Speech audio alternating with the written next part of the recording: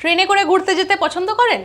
তো ট্রেনে যখন আমরা ট্রাভেল করছি বিভিন্ন সময় আমরা কি দেখছি যে ট্রেন একটি টানেলের মধ্যে দিয়ে ঢুকছে আবার বেরোচ্ছে।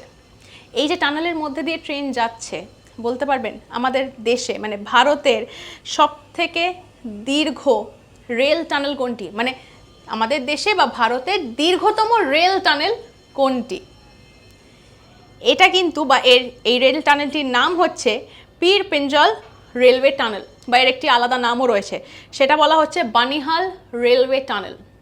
এর দৈর্ঘ্যটা এবার বলি কেন আমি দীর্ঘতম বলছি এটাকে। দৈর্ঘ্যটা হচ্ছে প্রায় 11,000 কিলোমিটারেরও বেশি।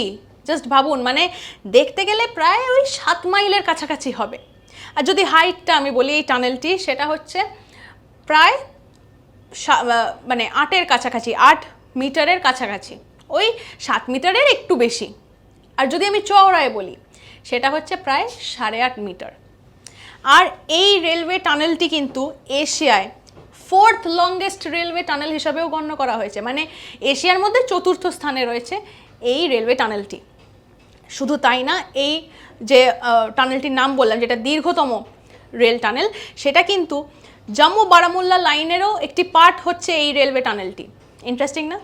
এইরকম নানা ফ্যাক্টস রয়েছে আপনাদের জন্য, তাই লাইক শেয়ার সাবস্ক্রাইব করুন এবং সঙ্গে রাখুন আজ তাক বাংলাকে।